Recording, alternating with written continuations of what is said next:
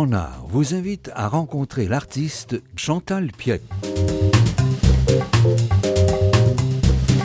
Bien, en fait, jeune, j'étais déjà une passionnée des arts. Je bricolais, j'étais tout petite. J'ai toujours aimé ça, que ce soit bricolage, peinture. J'ai tout le temps été attirée vers la sculpture, toutes les choses qui font partie de l'art.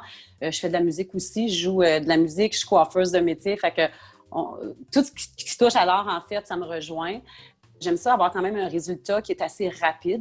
L'acrylique, c'est vraiment un coup de cœur puis une révélation pour moi. Dans le réalisme, d'aller chercher aussi des techniques. Parce que quand on fait du réalisme, pour que ça fasse naturel, la façon de couler mes couleurs, tout ça, c'est vraiment quelque chose qui me rejoignait beaucoup.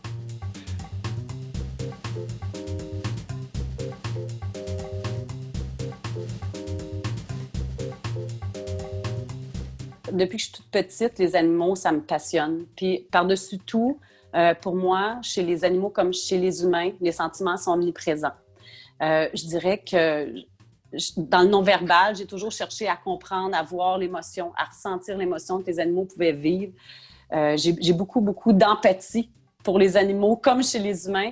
Et je trouvais que les animaux, ce qui est intéressant, c'est de pouvoir donner la chance aux gens de se reconnaître émotionnellement à travers les animaux que je peins. Moi, je peux décerner une histoire, je peux décerner un bien-être.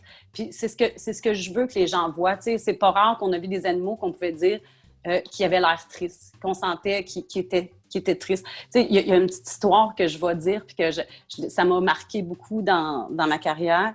J'ai une femme un jour qui vient voir mes animaux, puis j'avais fait un bison. Puis ce bison-là, elle percevait d'une façon. Quand est arrivée cette dame-là, elle me dit « Je me sens exactement comme lui. » Exactement comme lui. Puis elle m'a raconté un petit peu son histoire, puis c'était exactement ce que moi, j'avais voulu offrir comme émotion. Puis ça a été ma plus belle paye, mon plus beau cadeau.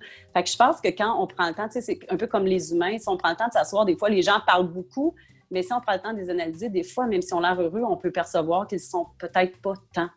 Puis c'est ce que j'essaie d'aller chercher chez les animaux. J'aime beaucoup les animaux sauvages. Je dirais que peut-être parce qu'on les voit moins, peut-être au régulier, puis peut-être parce que ça capte plus mon attention d'essayer de cerner les émotions en eux. Mais j'aime beaucoup les félins, tout ce qui est les chimpanzés, ces choses-là. Je travaillais aussi au niveau des paresseux que j'aime beaucoup. Les animaux beaucoup à texture, à poil, à fourrure, ça m'interpelle quand même beaucoup là, parce que j'aime beaucoup travailler la texture justement des poils.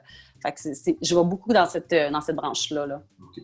Bien, je pense que peu importe l'art, peu importe le style que les gens font, je pense que les gens, il faut à un moment donné qu'ils s'arrêtent au non-verbal, puis peut-être plus prendre le temps de regarder la profondeur. Parce que dans chaque artiste que moi j'ai connu, peu importe leur style ou ce qu'ils font, que ce soit dans le réalisme ou l'abstrait ou peu importe, il y a une histoire selon moi. Il y a une histoire, il y a une émotion.